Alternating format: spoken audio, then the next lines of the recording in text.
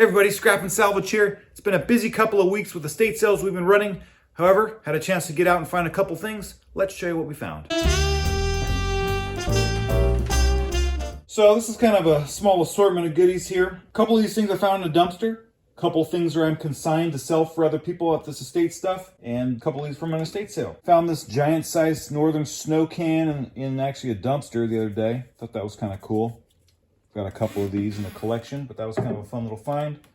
Holiday, little, not holiday, but a little Halloween homemade pillow. Moving on with the felt theme. These are really cool, these Letterman letters. Nice old style, but what's great about it, it's Hollywood Athletic Co., Los Angeles, California.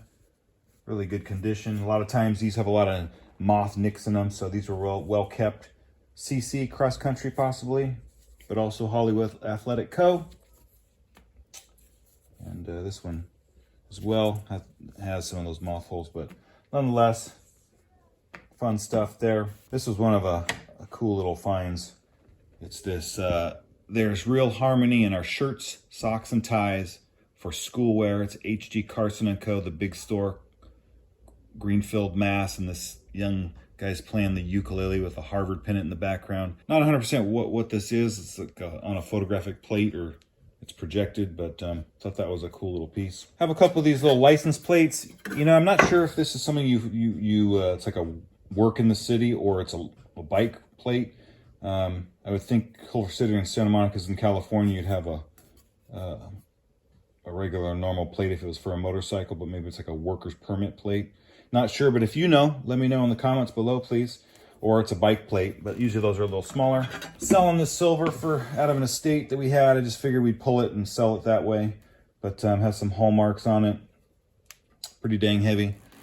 Worth some money just in the weight itself in silver. Here's a piece I picked up recently.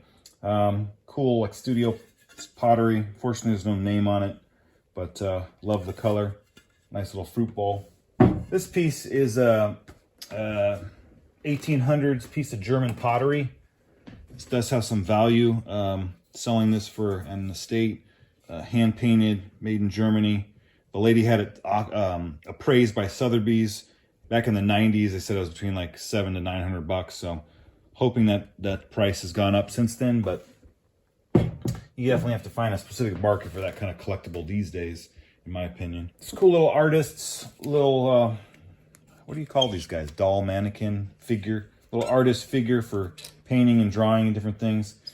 Just have a great look, just for a decorator piece. Moving on back here, it's the Lord of the Rings trilogy. The Lord of the Rings, J.R.R. Tolkien. This is the 1965 second edition version. Also selling this for a client of mine. Found this Weller pottery, this little planter, kind of fun. And this little velvet vintage art, the clown smoking a cigarette. Kind of cool. People collect the weird clown stuff. Found this in the trash. I thought that was just something it's a little calculator, Canon calculator. Looks like it's gently used, but some of these electronics people like, a couple bucks here and there. But it's kind of fun. And this automatic indoor clothesline reel. I didn't realize they made this for indoor, but I've had a couple of these in the past. You could use them outdoors as well, hang stuff up. Good for camping, you know. Pull a clothesline if you're at the beach or, been swimming and stuff. It's great to dry clothing on, even for camping purposes or at home. We have some clothes over here I'll show you. This is kind of a cool vintage ladies formal dining gown, like a chiffon with this kind of velour, kind of velvet feel. But I like the pattern. Saw it was kind of cool, vintage. Grab that. A couple of ladies' clothes, couple of men's shirts. This is a pair of pants. I thought they might have gone with this, but I found this ladies' Maguette dress. Really good quality with these wood buttons. Thought that was kind of neat. Some men's shirts that are in rough shape, but love the style from the 50s and 60s. This is Windbriar right in Bullocks, Pasadena. Local shop back in the day. There's no tag in it, but it reminds me of like Mr. California style, but I think this is earlier with the 50s. Loop collar. Love the little embroidery work right there. And this is more of late 60s, 70s Viella shirt in green. And Another loop collar shirt right here. This is another Viella, but by Arrow. Wool shirt. Has a few condition issues, but I love these little repairs people did back in the day. You know, pretty cool. Another loop collar dress shirt. And this is kind of cool. This made in England. I think kind of like a safari rain jacket. Really good quality. What you always look for with these things is if it's a real leather button. Usually that just means a better quality jacket.